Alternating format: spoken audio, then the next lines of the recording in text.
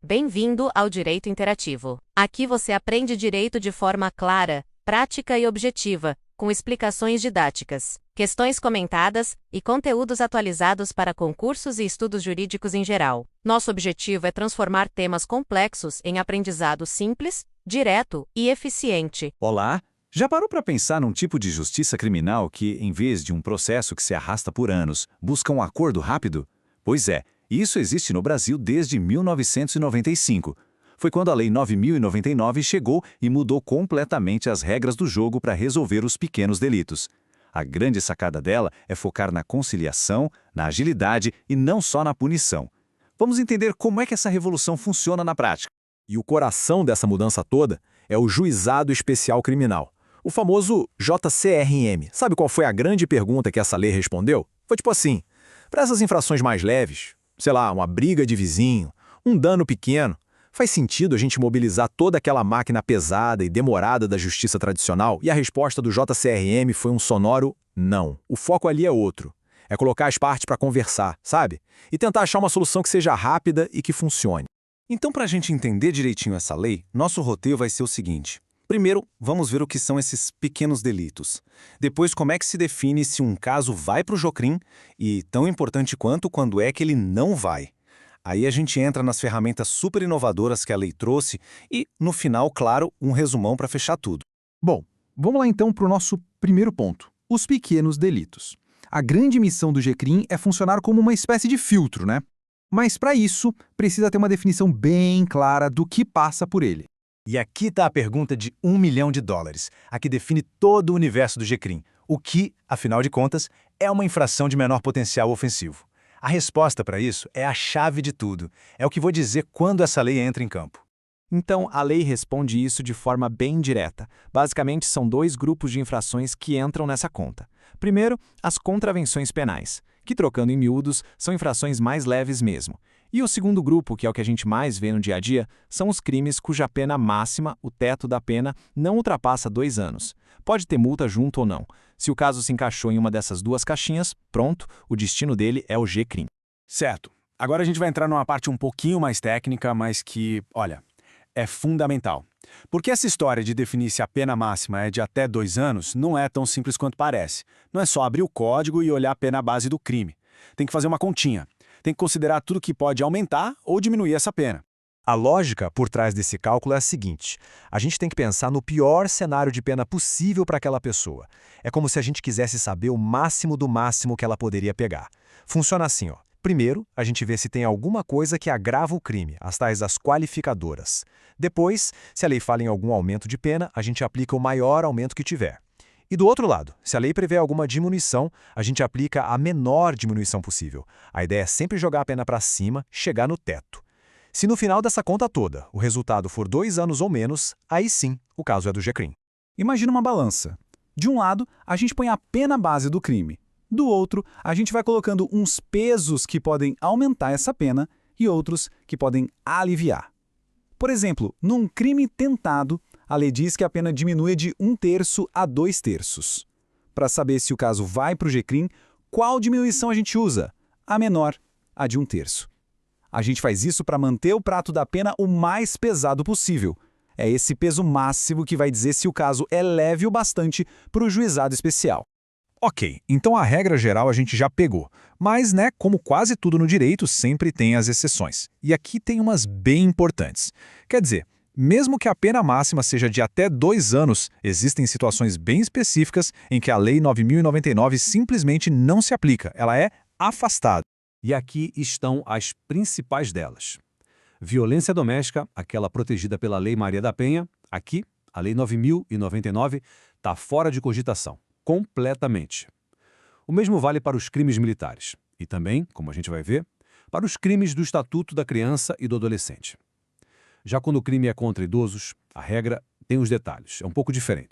Olha, no caso da Justiça Militar, a coisa é bem preto no branco. O Superior Tribunal Militar já bateu um martelo sobre isso. E o motivo é bem claro, é para proteger os pilares das instituições militares, que são a hierarquia e a disciplina.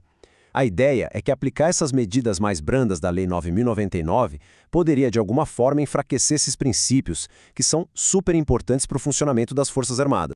Aqui a gente tem duas situações de proteção especial, mas com regras diferentes. Fica de olho.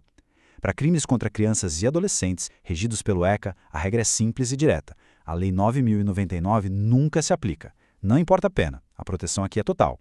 Já para os idosos, a lei encontrou uma solução meio híbrida.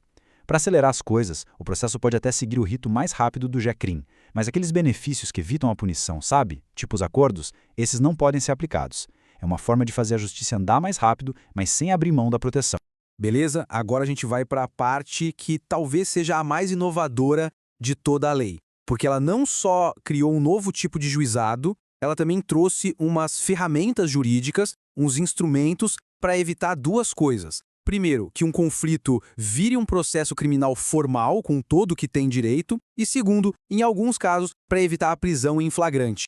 O primeiro grupo dessas ferramentas tem um nome meio técnico. São os institutos despenalizadores. Mas calma, a ideia por trás é bem simples. Em vez de focar só na punição, o objetivo é resolver o problema. O ato não deixa de ser crime, tá? Mas a lei cria umas saídas, uns caminhos alternativos para evitar um processo e uma condenação. A prioridade é reparar o dano e fazer com que as partes cheguem a um acordo. E a lei criou um verdadeiro arsenal de ferramentas para isso, para evitar que o processo vá para frente. As principais são a composição civil, a transação penal e a suspensão condicional do processo. Para a gente entender bem a lógica na prática, vamos focar em duas que são muito impactantes, a composição e a suspensão. A composição civil, como o nome já diz, é talvez a mais intuitiva de todas. É basicamente um acordo direto entre quem cometeu o fato e a vítima. Pensa num exemplo clássico. Alguém quebra o para-brisa de um carro. Em vez de abrir todo um processo por crime de dano, a pessoa que quebrou simplesmente paga o conserto. Se a vítima topar, o juiz homologa esse acordo e, fim de papo, o caso criminal morre ali. Simples, rápido e eficaz. Agora se liga numa das ferramentas mais poderosas da lei, a suspensão condicional do processo. E o mais interessante dela é que pode ser usada até para crimes que nem são da competência do GECRIM. A regra aqui é diferente. O que importa é a pena mínima do crime. Se ela for de até 1 ano, o processo pode ser, digamos, congelado por um tempo. Durante esse período, o acusado tem que cumprir algumas condições. Se ele fizer tudo direitinho, no final o processo é extinto e não fica nenhuma condenação na ficha dele. É tipo uma segunda chance, só que com a justiça de olho. Bom, agora vamos para o segundo tipo de ferramenta. É a chamada medida descarcerizadora. O nome já dá uma pista, né? O foco aqui é outro. Não é mais evitar o processo, e sim evitar a prisão em flagrante. Evitar que a pessoa seja encarcerada ali na hora. E a principal ferramenta para isso é o famosíssimo TCO, o termo circunstanciado de ocorrência. Tenta imaginar a cena. Em vez da pessoa ser levada para a delegacia, ser fichada, ter que pagar fiança, o procedimento é muito, mas muito mais simples. Para essas infrações mais leves, a polícia simplesmente registra o que aconteceu num documento. Esse documento é o TCO. O texto da lei, aliás, é claríssimo sobre isso. Ele diz que se o autor do fato assumir o compromisso de comparecer em juízo quando for chamado, não vai rolar prisão em flagrante nem vai ser exigida a fiança. Ou seja, a pessoa assina o termo de compromisso e é liberada. Simples assim. Essa medida, claro, ajuda a desafogar as delegacias e, o que é mais importante, evita que pessoas fiquem presas por coisas de menor gravidade. E tem um ponto prático aqui que é super relevante e que já foi resolvido pelo STF, o Supremo Tribunal Federal. A Polícia Militar também pode fazer o TCO. O Supremo entendeu que o TCO não é um ato de investigação, daqueles mais complexos, sabe? É mais um registro de um fato. Por isso, não é uma tarefa exclusiva da Polícia Civil. E isso, na prática, dá muito mais agilidade no atendimento das ocorrências, ali na rua mesmo. Muito bem. A gente já viu o que é a lei, como ela funciona, as exceções, as ferramentas. Agora, vamos juntar todas essas peças para fazer um resumo bem amarradinho para consolidar as ideias principais.